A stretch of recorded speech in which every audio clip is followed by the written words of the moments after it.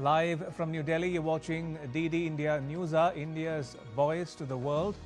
I'm Ramesh Ramachandran. Coming up in the next hour, Prime Minister Modi and King of Bhutan inaugurate the Punat Sangchu 2 hydroelectric project. The Prime Minister calls energy cooperation a key pillar of India-Bhutan partnership. Home Minister Amit Shah chairs a meeting on New Delhi blast. The National Investigation Agency takes over the probe. President Draupadi Murmu wraps up her visit to Angola, leaves for Botswana on the second and last leg of her Africa tour. A suicide bombing outside a court in Pakistan's capital Islamabad kills at least 12 people.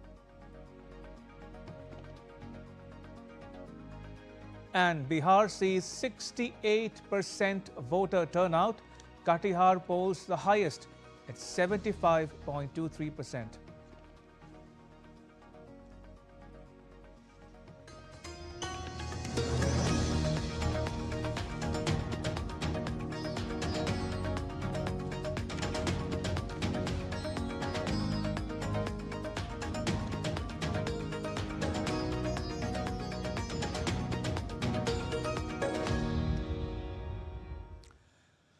Prime Minister Modi and the King of Bhutan inaugurated the 1,020-megawatt Punat Sangchu 2 hydroelectric project in Thimphu on Tuesday.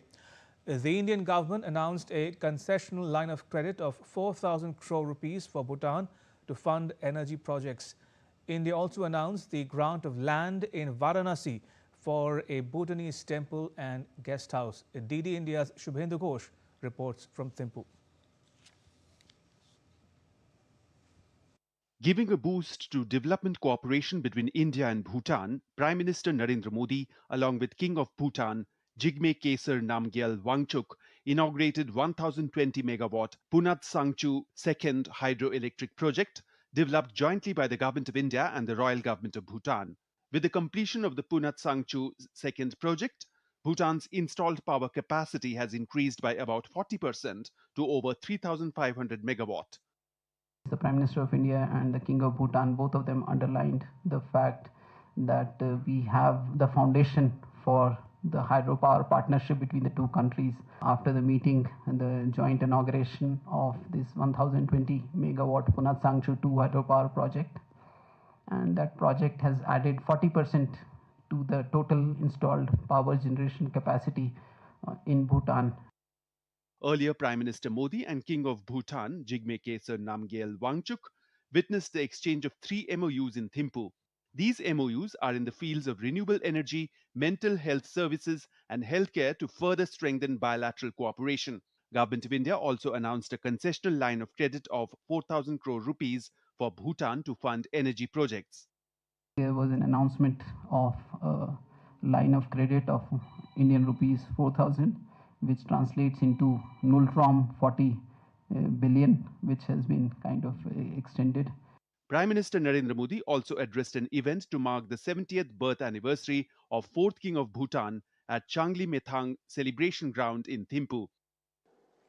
Bharat और भूटान के संबंध इतने सशक्त और समृद्ध हैं।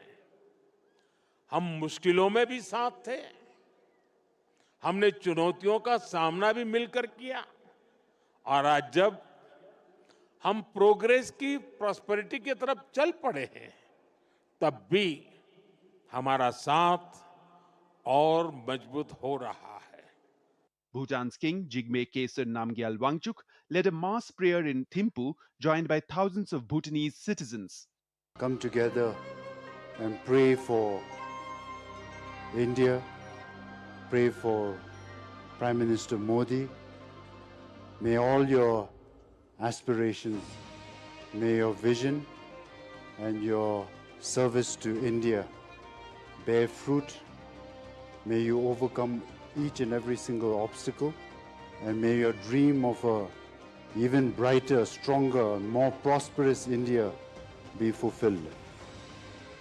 But above all, we would like to take a moment and pray for the people who sadly lost their lives yesterday in Delhi. On Wednesday, Prime Minister will participate in the Global Peace Prayer Festival. The shared spiritual heritage and warm people-to-people ties are a hallmark of the special partnership. India and Bhutan share a unique and exemplary partnership marked by deep mutual trust, goodwill, and respect for each other. Day one of Prime Minister Narendra Modi's visit to Bhutan highlighted the civilizational and spiritual ties between the two nations. New milestones in development partnership were added with the Punasangchu 2 hydropower project. The leaders also sent out a message of peace and solidarity in the aftermath of the Delhi blast incident. With camera person Saurabh, Shubhendu Ghosh for DD India in Thimphu.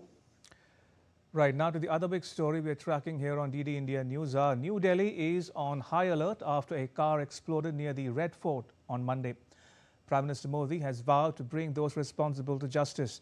The National Investigation Agency has since taken over the probe. The decision came after Home Minister Amit Shah reviewed the security situation in the national capital and other parts of the country. DD India's Tapas Bhattacharya, Jessica Taneja, Kriti Vadhera and Tripti Tripathi report. कल शाम दिल्ली में हुई भयावह घटना ने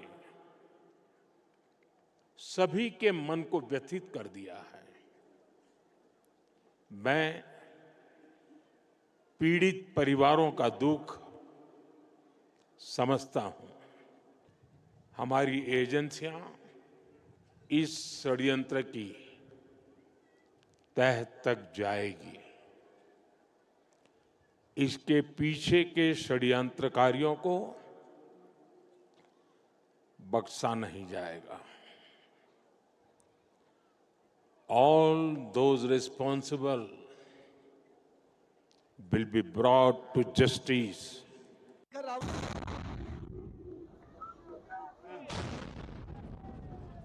Prime Minister vowed strict actions against the conspirators of blast in Delhi, adding that the tragedy in Delhi has pained every Indian.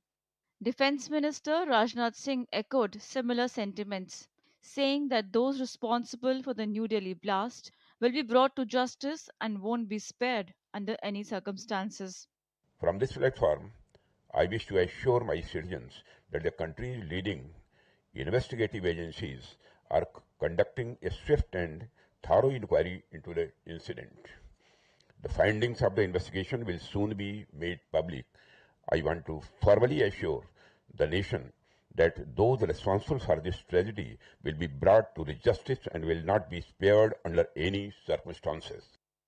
Home Minister Amit Shah chaired a high-level security meeting attended by senior officials of the NIA, Intelligence Bureau and Delhi Police to review the ongoing investigation and assess the security situation in the capital. NIA has taken over investigation into the Delhi car blast case. An NIA team revisited the site on Tuesday morning to gather additional forensic evidence. The blast had occurred on Monday near the historic Red Fort in New Delhi. Crime के ऊपर forensic science की FSL की team भी है, उसके अलावा और भी स्पेशलाइज्ड एजेंसीज की दिल्ली पुलिस की टीम भी है, एनएसजी की टीम भी है, जो पूरे सीन ऑफ क्राइम को यहाँ पे एग्जामिन कर रही हैं, आसपास के इलाके को भी एग्जामिन कर रही हैं और जो भी इसकी इन्वेस्टिगेशन के लिए जरूरी एविडेंसेस और ट्रेसेस हैं वो सारे कलेक्ट किए जा रहे हैं। Messages of condolence continue to pour in from across the world. Japanese Prime Minister Sanae Takaichi expressed deep sorrow and voiced confidence that the investigation will uncover the truth. From Washington, the U.S. State Department's Bureau of South and Central Asian Affairs extended heartfelt condolences, while from Maldives President Mohammad Mizu said his country stands in solidarity with the people and government of India. The ambassadors of the Russia, European Union, France, Egypt, Japan, the UK, Iran and Argentina also expressed solidarity with India during the tragic time. As investigations continue, the nation waits, united in grief but resolute. With inputs from Tapas Bhattacharya, Kriti Vadhera and Jessica Taneja, Tripti Tripathi's report for DD India. Right, so India is still coming to grips with the aftermath of the Monday evening's blast outside the Red Fort here in New Delhi. At last count, at least 8 people are dead and scores are injured. Most of them are recovering, we are told, at the LoC Nayak hospital in the city.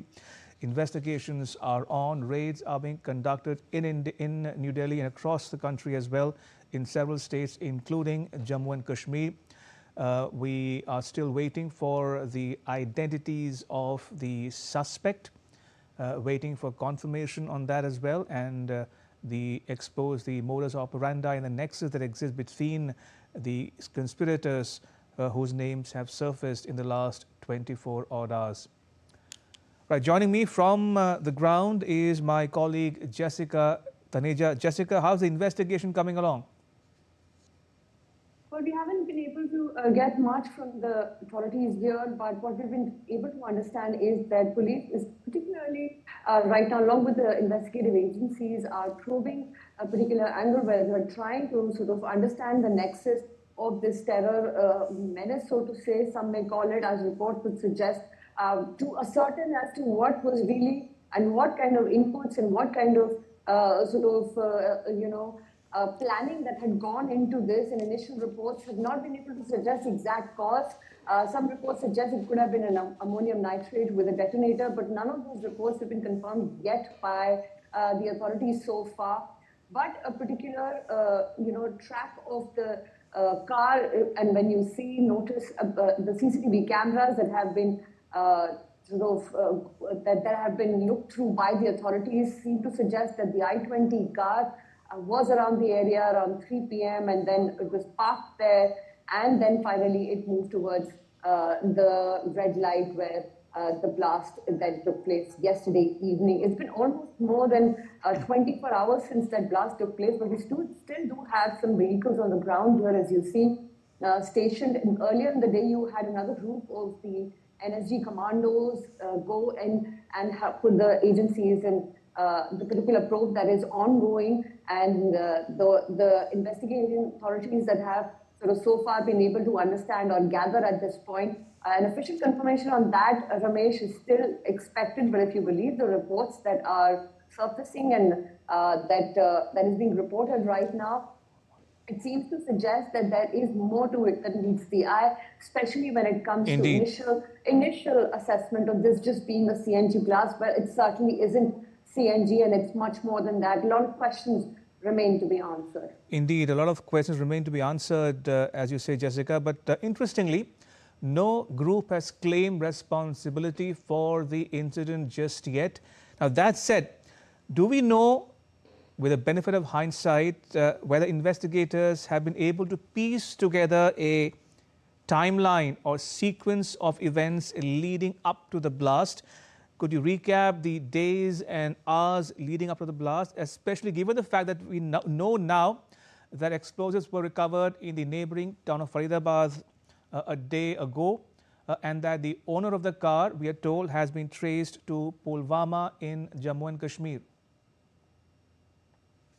Well, that is what the initial reports are suggesting right now, Ramesh, that approximately 3,000 kilograms of explosives and other material, talk about communication devices and other planning material that was sort of confiscated by the police, not just from the Faridabad probe, but also in Uttar Pradesh, in Lucknow, as well as Saharanpur. There are 2 doctors that have been apprehended right now. And the third one in question, and perhaps the suspect, as many are looking at it right now, but no confirmation from the authorities yet, especially the ones investigating anything on the doctor who the car has now been traced to. The last buyer of the car after it was bought earlier by a resident from the National Capital Region. So certainly a lot of links sort of leading to a point to understand that this is a coordinated attack. But at the same time, in the moment when it did go off, was it according to plan, or was it a panic sort of a situation in that moment that sort of led to this? Because if you talk about the kind of explosion we've seen, right where I am standing is about 100 meters away from the place where the blast took place. And when I was here last evening, there were pieces of burned car, as well as other material that could be seen on the roads here. But that, of course, would give you an idea of the kind of impact this blast Indeed. has had. So certainly not CNG, but we'll wait for the officials to give us as to who exactly was responsible finally when the report is out. All right, we'll leave it there for now. Jessica, thank you. Jessica Taneja reporting there from the ground on DD India Newshour coverage. Right, still to come on this edition. France marks the 107th anniversary of World War II armistice. And a bill to allow death penalty to terrorists passes first vote in Israel's legislature.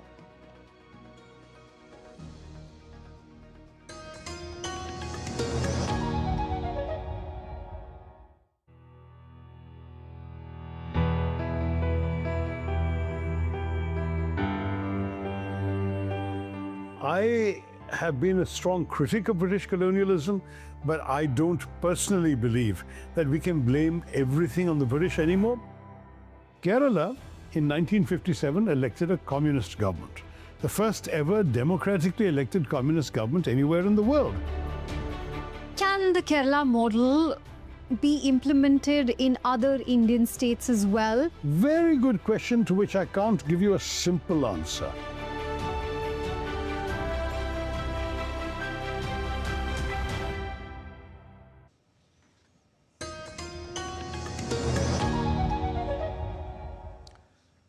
Welcome back. You're watching DD India Newshour. I'm Ramesh Ramachandran.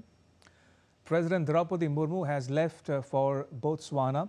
DD India's Shabir Dar reports from Botswana on the president's visit and her itinerary there.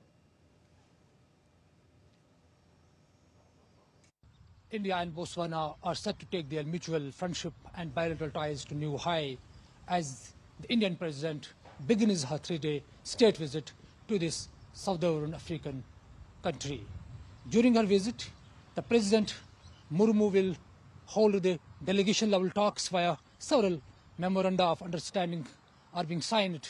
Besides that, the President will address a special session of Botswana's General Assembly. After that, the President is going to be part of a significant event where the Botswana government will donate some 8 cheetahs to India, which reflects the shared vision of the both countries in the wildlife conservation. Besides that, the President will hold the bilateral talks with her counterpart, the President of Botswana and the Vice President. A special meeting with the Indian diaspora is also being organized. So in overall, the visit is very significant, given the fact that India is expanding its reach in Africa and strengthening its ties with the African nations. With camera person Ramakant Sharma, Shabir Dar for DD India in Botswana. The Indian community in Botswana is all set to welcome President Murmu. Shabir Dar reports on a 10,000-strong Indian diaspora which contributes to Botswana's economy. The proud Indian diaspora community are pillars of India's global outreach. And in Botswana, over 10,000 Indian diaspora community are contributing to this southern African country's growth story. We are very excited actually to receive our President, Honorable Her Excellency, the President of India. It is a really very good thing, and this has been first time Indian President visiting Botswana, and I'm sure it will take this one into next level with the Botswana-India relationship.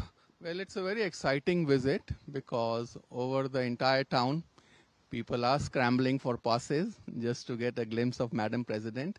They're really looking forward to some bilateral relations happening between India and Botswana. There's so much of technology transfer, knowledge transfer, which can happen between the two nations. So this is how excited the Indian community in Botswana is to receive the Honorable President Draupadi Murmu here. There's a huge enthusiasm, as we can see from the community members, Indian community members here. So definitely this visit of the Honorable President is going to add another chapter in India-Botswana relations. With camera person Ramakant Sharma, Shabir Dar, for DD India in Botswana.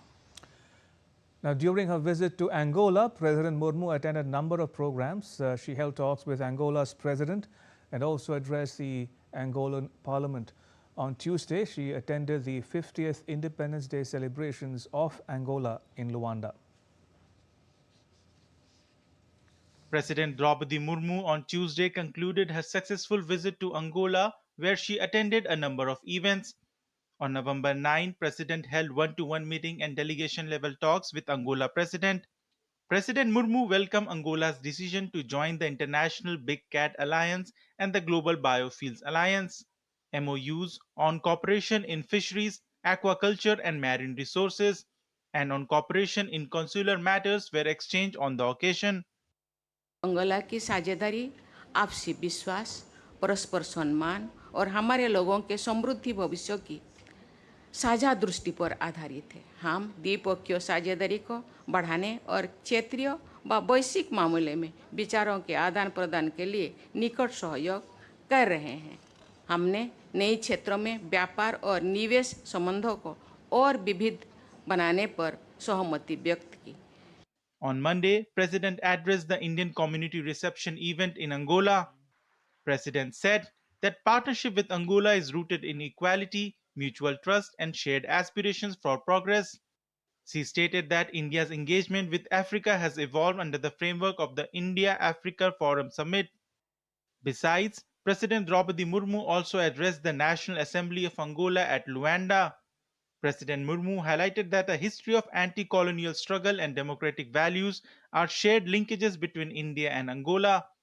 While India is the world's largest democracy, and Angola is one of Africa's most vibrant democracies. Bharat विश्व का सबसे बड़ा लोकतंत्र है और Angola Africa के सबसे गतिशील लोकतंत्रों में से एक है। दोनों ही इस विश्वास पर आधारित है कि प्रत्येक नागरिक की आवाज मायने रखती है और शासन का उद्देश्य कुछ लोगों की ही नहीं बल्कि सबकी सेवा है। President Murmu visited the Memorial Agostinho Neto in Luanda. Agostinho Neto was the first president of Angola who had led the popular movement for the liberation of Angola in the War for Independence of Angola. President Draupadi Murmu later visited the fortress of St. Michael in Angola. Before her departure for Botswana on Tuesday, President Murmu attended the 50th Independence Day celebrations of Angola in Luanda. Angola gained independence from Portugal in 1975. Bureau Report, DD India. A suicide bombing outside a district court in Pakistan's capital Islamabad killed at least 12 people and wounded 27. The attack sparked panic with people running for safety in the busy area. The country's Interior Minister Mohsin Naqvi confirmed that it was a suicide attack near a police vehicle outside the court complex. Paramilitary forces sealed off the area as investigations continue. The wounded are undergoing treatment. The minister said that efforts are underway to identify the attacker, adding that there's been no claim of responsibility so far. Prime Minister Shehbaz Sharif has blamed the Pakistani Taliban and Baloch separatists for recent attacks targeting the country's security forces. France's President Emmanuel Macron unveiled a plaque at a ceremony commemorating the 107th anniversary of the 1918 armistice on Tuesday. The plaque honors the men who were forcibly conscripted into the German army during the Second World War.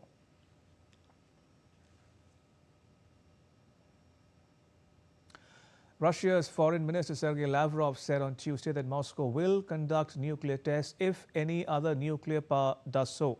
The minister further said that Russia is ready to discuss U.S. concerns over what Washington, D.C. calls suspicious underground activities. He added that Moscow was concerned by U.S. statements suggesting nuclear tests could be used for geopolitical purposes. Готовы We are ready to discuss the suspicions raised by our American colleagues regarding the possibility that we might be secretly doing something deep underground, doing something there. We are also prepared to discuss with our American colleagues the resumption of preparatory work for the summit of Russian and US leaders proposed by them. Meanwhile, a Russian drone attack on Ukraine's Odessa region damaged energy and transport infrastructure on Tuesday. The attack injured one person, sparked fires at various energy facilities, and damaged a depot of the state-owned Ukrainian railways, according to local authorities. Odessa's governor Ole Kuiper said that critical infrastructure in the region is operating on generators and emergency centers have been opened.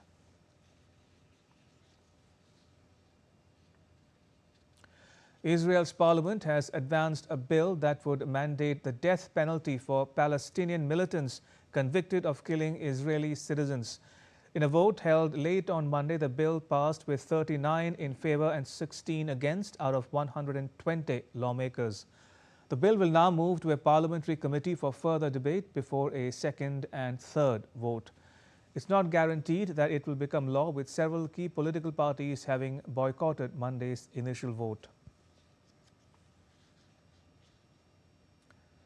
Iraq's former Prime Minister Nouri al-Maliki and militia leader Qais al-Khazali were among those in Baghdad who voted on Tuesday in Iraq's parliamentary election. The nationwide polling began on Tuesday to choose a new 329-member legislature. Election in Iraq is increasingly marked by low turnout. Many voters have lost faith in a system which has failed to break a pattern of state capture by powerful parties with armed loyalists, while ordinary Iraqis complain of endemic corruption, poor services and unemployment. Al-Khazali hailed a new day for democracy, while the Hikmah movement chief Ammar al-Hakim urged swift post-election talks, as the UN's Iraq envoy said that the process was proceeding smoothly. At the third International Conference on Green Hydrogen in New Delhi, Minister Prahlad Joshi announced a 100 crore rupee pilot project to promote innovative technologies, including biomass-based hydrogen production. DD India's Tapas Bhattacharya has more. At the third International Conference on Green Hydrogen, India takes another bold stride toward a clean energy future. Union Minister for New and Renewable Energy Prahlad Joshi unveiled the logo of the National Green Hydrogen Mission, chosen from over 2,500 entries. Under the leadership of Prime Minister Narendra Modi, India is spearheading the global hydrogen revolution, targeting 5 million metric tons of green hydrogen production per year by 2030, backed by 19,744 crore rupees outlay and creating over 6 lakh green jobs. Representatives from more than 20 countries have participated, and more than 2,500 registrations are there. And also we have launched the National Green Hydrogen Mission logo. There also it was through a crowdsourcing. More than 2,500 participants were there. Out of that, one is selected in through a most transparent mechanism. The Union Minister also announced a new 100 crore rupee fund for pilot projects focused on innovative technologies, including biomass-based hydrogen production, further strengthening India's R&D ecosystem.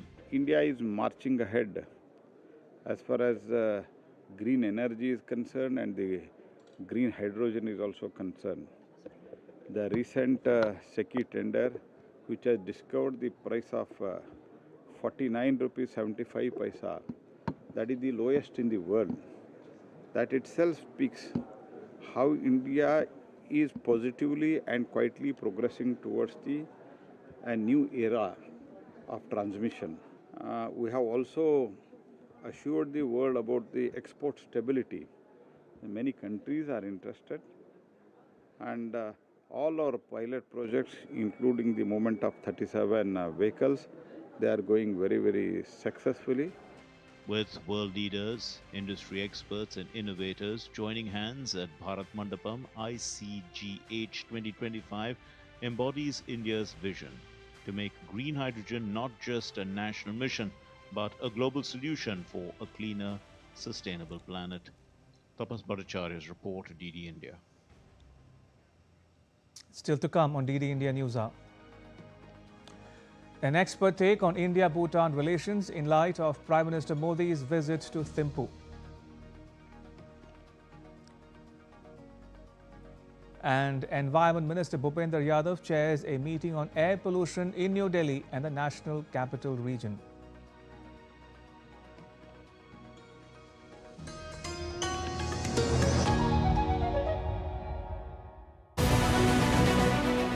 This week on Defence Dynamic, we decode why for India a unified rocket force is no longer an option but a strategic necessity, which Asian navies are redefining the undersea power balance in the Indian Ocean, and why Pakistan's Hangoor-class submarine may not be the game changer it's claimed to be.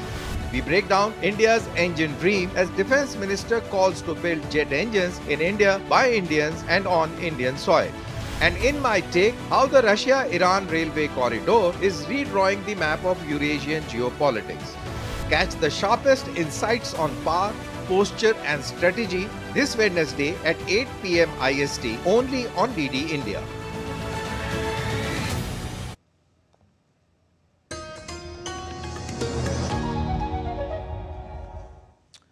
Welcome back. You're watching DD India Newshour. I'm Ramesh Ramachandran. A quick recap of the headlines. Prime Minister Modi and King of Bhutan inaugurate the Punat Sangchu 2 hydroelectric project. The Prime Minister calls energy cooperation a key pillar of India-Bhutan partnership. Home Minister Amit Shah chairs a meeting on Delhi blast. The National Investigation Agency takes over the probe.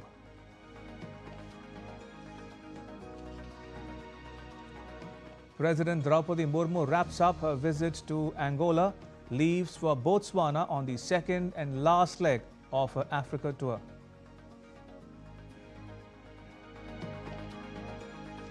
And Bihar sees 68% voter turnout. Katihar polls the highest at 75.23%.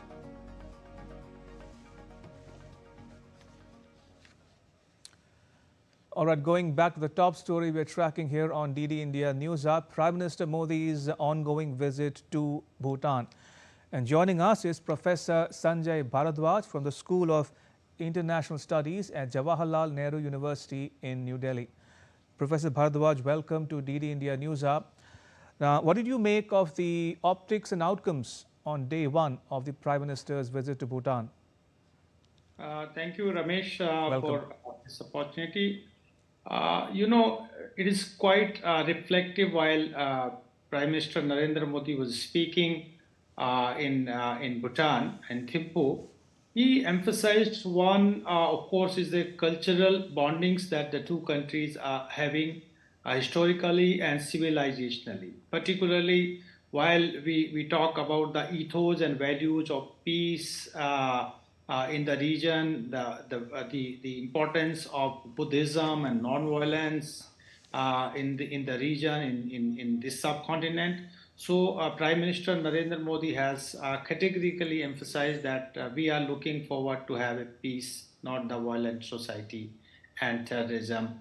And he was very upset about the incident had happened yesterday. So, and we have also seen that the leadership of Bhutan, the king as well as the Prime Minister, has also condemned the incident and extended the condolences to the families who have been aggrieved yesterday. Right. So you can see that the two countries had been stood in the past together about in the crisis as well as in the joy, and of course we have also shared that the cultural and historical and civilizational ties. And you can see that the way Prime Minister has participated and offered prayer to the holy relics of Tasicho in Thimphu, and also participated in the global peace prayer festival that is organized by the Bhutanese government. So it is also reflecting that the ethos and the values of the significance, the contribution of Bhutan in the global, or you can gross national happiness or global peace has been recognized by Prime Minister Narendra Modi. Indeed. But second very important Sure. point that he had emphasized about the economic and strategic ties between the two countries, that how India is important, significant for the development of Bhutan, and how Bhutan is also cooperating and extending its support in the energy security as well as in the strategic issues while protecting India's northern. Professor, I'm sure our viewers would like to know more about Bhutan, its transformation from an absolute monarchy to a constitutional monarchy, its transition to democracy, and about the royal family of Bhutan itself, King Jigme Khesar Namgyel Wangchuk and his father Jigme Singye Wangchuk. Tell us, if you will, how and why did the now former king abdicate in favor of his son in 2006? You know, it is very, very important and very, very significant example before the world community. You know, there had been a bottom-up approach for demand for the democratic institutions in the country and people's participation in decision and policy-making process. But very interestingly, here in Bhutan, it was a top-down approach where the king, Khesar Namgyal, has introduced democracy in 2008 and conducted elections and strengthened the democratic institutions like judiciary, like the parliament of Bhutan. And the people had enthusiastically participating in decision making and policy making process. Of course, the credit goes to his father, where the country is celebrating 70th birth anniversary of King Jigme Wangchuk, that he had been instrumental in openness as well as in the modernization of Bhutan, where different institutions like the decision-making councils, like the elections and like judiciary and all other institutions has been introduced from 1990s and onward. So this is very, very significant developments that in Bhutanese society is taking place. Though in this democratization process, they are very conscious about their national identities, that is the Drupka culture they are having, and they are also believing in the Buddhist Mahayan philosophy. In this Buddhist Mahayan philosophy, they had the codified laws, and under this Buddhist Mahayan philosophy, they are looking forward to have gross national happiness as well as the developmental aspects, where they are protecting our environment. They are also protecting the corruption-free society in Bhutan. So I'm sure that the way the Bhutan is moving under the monarch Khesar Wangchuk, definitely it will reach to the full democracy, and it will become a monarchical democratic institutions in the world. Indeed. And talking about India-Bhutan ties, Professor, how would you describe Bhutan's place in India's neighborhood first policy? What sets the India-Bhutan relationship apart from the rest? I ask you this, and correct me if I'm wrong, the India-Bhutan relationship is anchored in a treaty. It was adopted in 1949 and revised in 2007. So what does this new treaty say, and how is it different from the old one? Yeah, both the questions are very important. While you're talking about neighborhood first policy, I will come later, but Sure. let me cover it. The 1949 treaty, that basically Bhutan had been guided by a number of political and strategic and foreign policy issues by India under 1949 treaty, and that has been very successfully, very cooperatively, very had been functioning over the years. But since there are openness, and now the Bhutanese people, they are educating in India, they are educating in the Western countries, they are aware about all the developments taking globally, they are aware about the voice of the global South and all that. So I think the two countries has provided a positive rationale to review and revise the 1949 treaty in 2007. Only one thing, that the Bhutan's foreign policy will no more will be guided by the India to deal and have the relations with other countries. And I think India had this policy, you know, while we are just not looking Bhutan into the bilateral context. We are looking Bhutan in the multilateral context, multilateral engagements. There are examples like in 2015 we have come out with the BBIN motor vehicle agreement where Bhutan, India, Nepal and Bangladesh we were trying to have a the visa free and with border free motor vehicle movements across the region. The second very important aspects that India, we are coming out with number of infrastructural projects, and these infrastructure projects, particularly if I'm referring about the Kokrajhar-Gelapu line that is connecting with Assam with the southern Bhutan, is connecting from Shillong to Silchar, and then it is going to connect with entire northeast. So it is not just connecting with northeast. Basically, India is looking forward to connect Bhutan with the Southeast Asian countries. They have the very strong spiritual bonding with the Southeast Asian countries like Thailand, Myanmar, Cambodia, Laos, and all these Buddhist countries. Then they are looking forward and they are following Bhutan's gross national happiness, the way the Bhutanese they are preaching, they are promoting the Buddhist philosophy, Mahayana philosophy itself.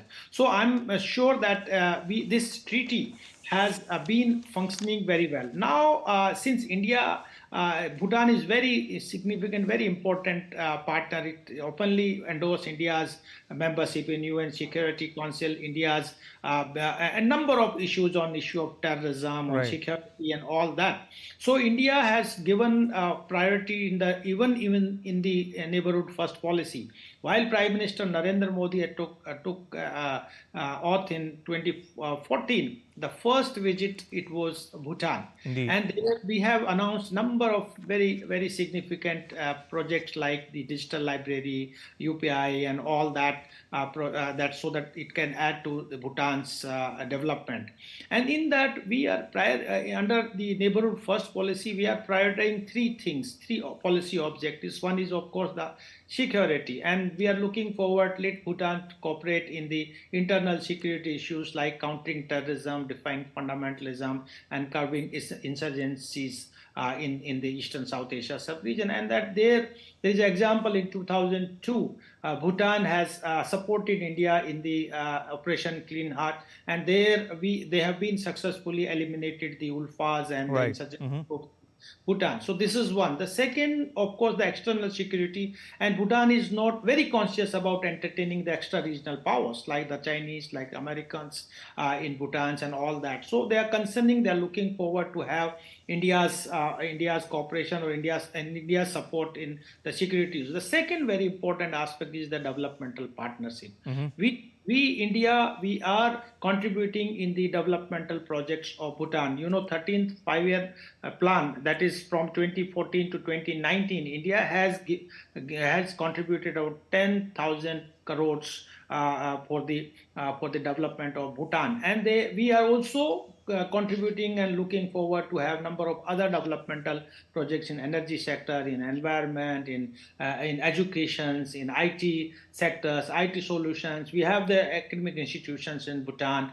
So all that way we are becoming a developmental partner with Bhutan. And third very important is the political stability, and I'm looking forward that the Bhutan itself has started democratizing its process itself, and it is providing a political stability in the country. So India is looking very strategically, economically, politically very significant partner for India and Southeast Asian region. I'm afraid that's all we have time for. I will have to leave it at that. Professor, thank you for joining us and sharing your perspectives with our viewers at home and abroad. Thank you for your time. Much appreciated.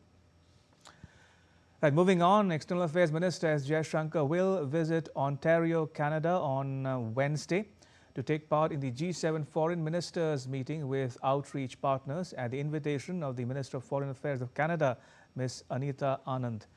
Minister Jaishankar's participation in the G7 Foreign Ministers meeting reflects India's continued commitment to working with foreign partners in addressing global challenges and bolstering the voice of the Global South in the international fora. Minister Jaishankar is also expected to hold bilateral meetings on the sidelines of the G7 Foreign Ministers meeting.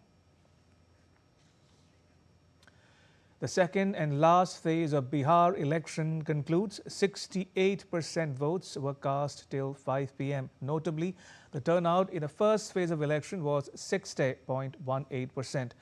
On Tuesday, polling was held on 122 constituencies in 20 districts. 1,302 candidates were in the fray.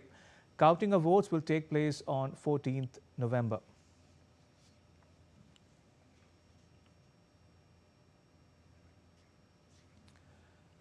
Meanwhile, Chief Election Commissioner Gyanesh Kumar termed the just concluded assembly elections in Bihar as historic. He thanked the voters for the record turnout in the election. Bihar की विधानसभा के 2025 के चुनाव ऐतिहासिक रहे हैं। बिहार के मतदाताओं ने भी आज आजाद भारत में इतिहास रच दिया है। सर्वाधिक प्रतिशत वोटिंग की, जो कि लगभग 66.9% है। हमारी माताओं, बहुओं और बेटियों ने अभी तक का सबसे अधिक मतदान किया है, 71%। बिहार के इन पारदर्शी और शांतिपूर्ण चुनावों ने पूरे भारत को राह दिखाई है। As the second phase of polling process in the Bihar Assembly election ends, our correspondent Deepika Mehta, who is in Jahanabad, has sent us this special report. Take a listen. बहुत ही अच्छा रहा और हमें लगा कि हमने बहुत शांतिपूर्ण मतदान किया। यही हमें बहुत खुशी हुई। सारे परिवार हम लोग वोट देके जा रहे हैं और बहुत अच्छी रही। देखिए, व्यवस्था अच्छा है, जो भी बने बस महिलाओं को अच्छा मिले, और क्या चाहिए, है कि नहीं। तो यहाँ का इन्वायरमेंट देखकर ऐसा लगा कि नहीं, काफ़ी कुछ इंक्रीजेबल हुआ है, मतलब इंक्रीज हुआ है। आई होप कि इस बार कुछ और इंक्रीज करने के हो। Aggressive fight, enthusiastic voting and a record-breaking outcome. All three witnessed in the Bihar Assembly elections of 2025. Now, the second and the last phase has finally concluded. Phase 1 also witnessed a record-breaking voter turnout, and women have played a key role here, especially with the first-time voters as well, and along with the youth. So the MY factor, which is the Mahila and the youth, really played very well in the Bihar Assembly elections. Now the ball is in the court of the final exit polls, and thereafter the final counting, which will take place on the 14th of November here in Patna. We'll get you all the latest update on that as well. With camera person Manmohan, this is Deepika reporting for DD India from Jahanabad, Bihar.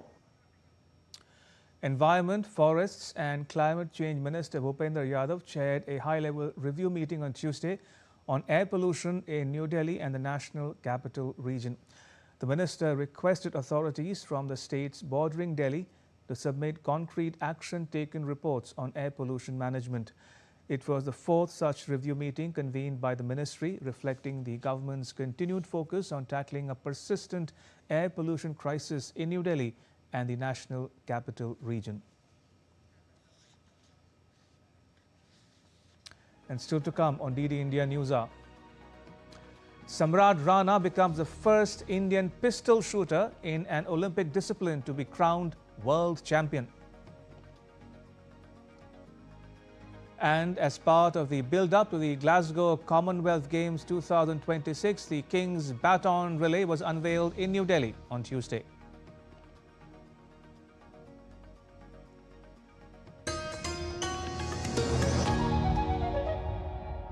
Can the US launch a bombing campaign against Iran? The Philippines vessel suffered structural damage. The saga of child sexual abuse. Is the United States China's debt trap strategy?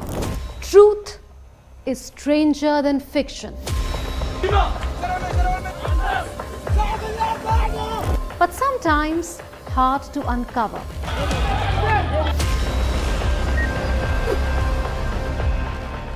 Trust us to tell the truth, unadulterated and pure, of every story that matters to you.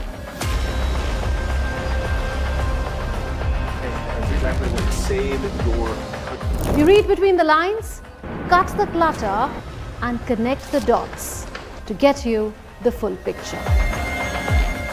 Watch Connecting the dots at these times with me, only on DD.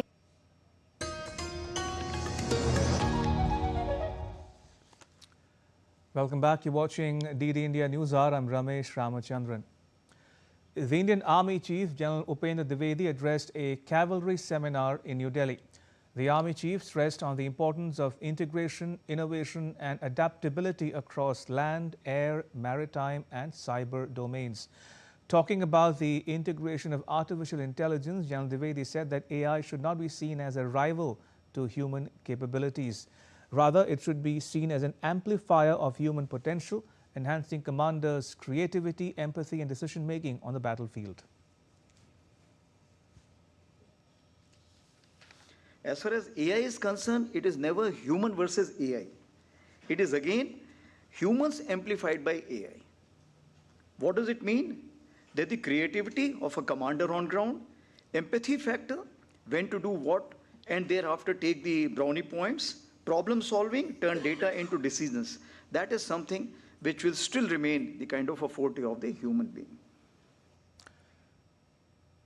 India and Sri Lanka have agreed to extend the framework for implementing high-impact community development projects in Sri Lanka through Indian grant assistance for another 5 years.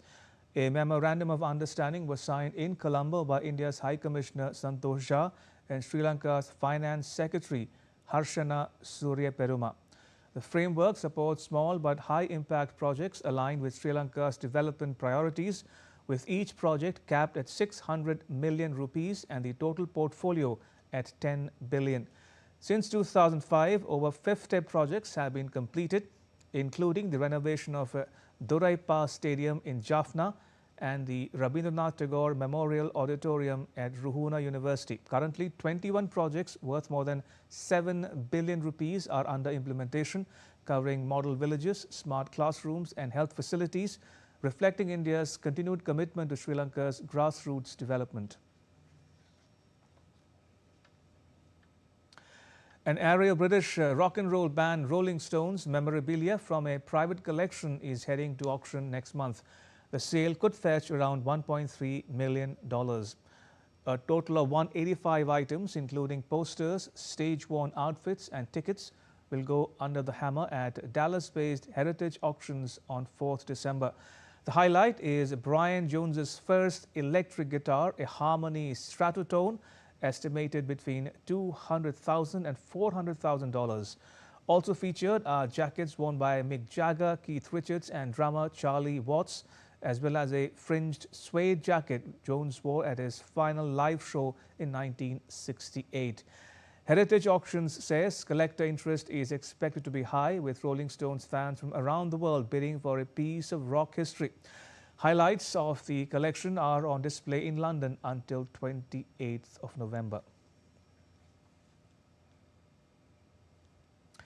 Japanese stage and film legend Tatsuya Nakadai, known for his roles in Akira Kurosawa's masterpieces including Ran and Kagemusha, has died at the age of 92. His acting school, Momejiku, announced the news on Tuesday. Nakadai rose to international fame under director Masaki Kobayashi, starring in the acclaimed anti-war trilogy The Human Condition in the late 1950s and early 1960s. Nakadai's standout performances included the dual role in Kagemusha, which won the Palme d'Or in Cannes in 1980, and the warlord in Ran Kurosawa's 1985 adaptation of Shakespeare's King Lear. Beyond Kurosawa's films, Nakadai worked with directors such as Hiroshi Teshigahara and Kon Ichikawa. Nakadai continued performing into his 90s, appearing on stage earlier this year in Japan's Noto region. To sports news now, young Indian shooter Samrat Rana created history in Cairo, clinching the gold in the men's 10-meter air pistol at the prestigious ISSF World Championships. The 20-year-old became the first Indian pistol shooter in an Olympic discipline to be crowned the world champion. His win powered India to the team gold in the event. With 3 golds, 3 silvers and 3 bronzes, India climbed to 3rd spot in the medals tally.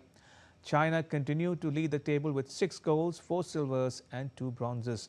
Samrat shot 243.7 in a final to beat back the challenge from China's Hu Kai, who took the silver in a nerve-wracking medal round with a score of 243.3. Significantly, this was also the first time two Indian shooters won a medal in the same event at the World Championships.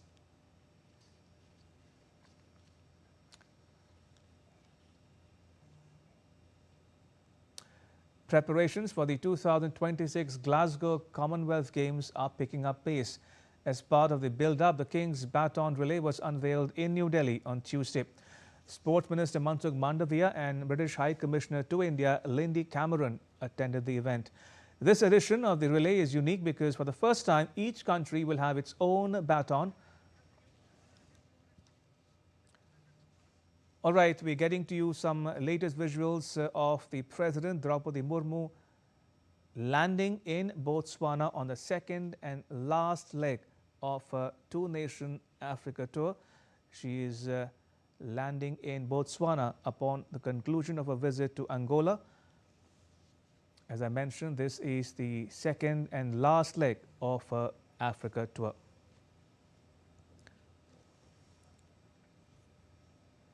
Right, if you're just joining us, we're getting to you the latest visuals from Botswana, where President Draupadi Murmu has arrived on the second and last leg of a two-nation tour of the African continent.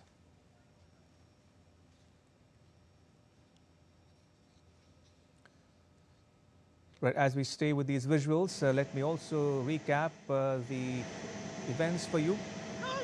Botswana's president, Mr. Duma Boko, is in the party that's receiving the president.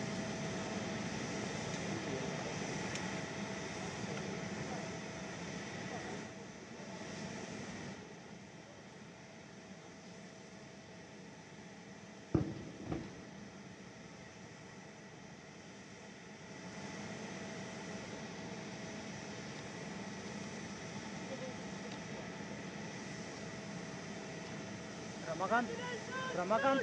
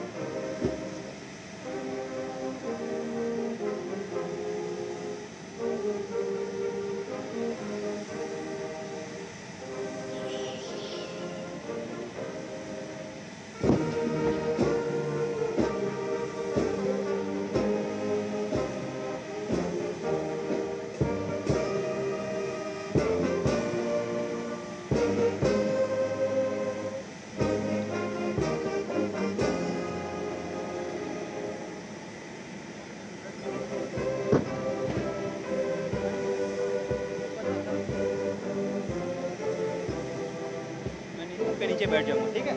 Spoil नहीं करूंगा, don't worry. अच्छा, आप like कर रहे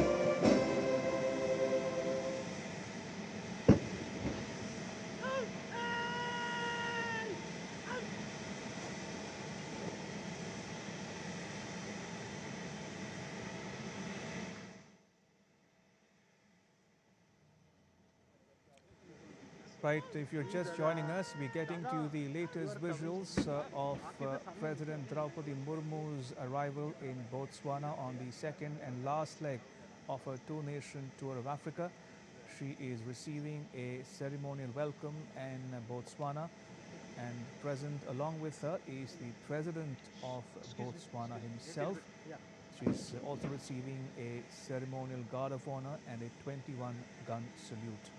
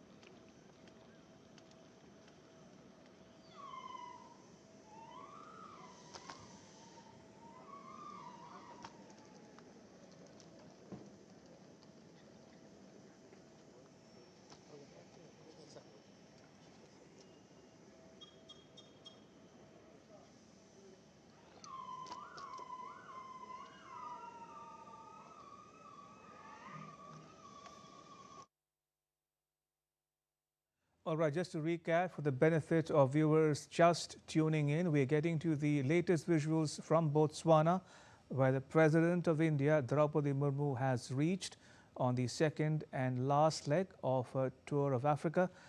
She was received at the airport by the President of Botswana, Mr. Duma Boko. She was given a ceremonial welcome, a guard of honor, and a 21-gun salute.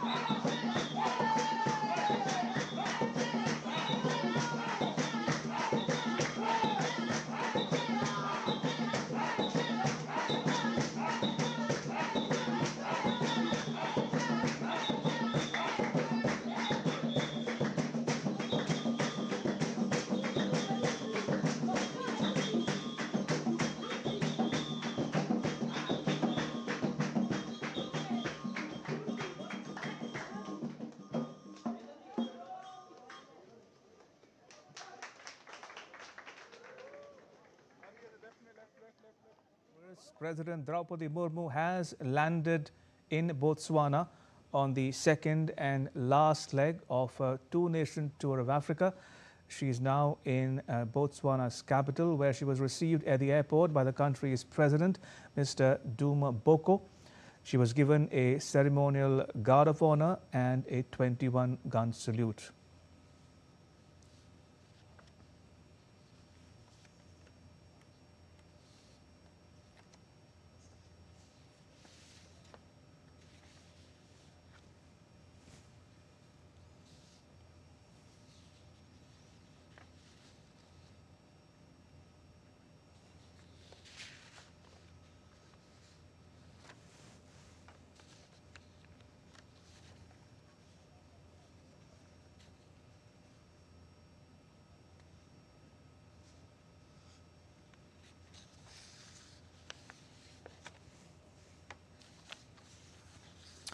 And with that, it's a wrap on this edition of DD India Newshour. But news continues here on DD India. You can catch all the latest updates on our social media, mobile and digital platforms. Thanks for watching. Bye.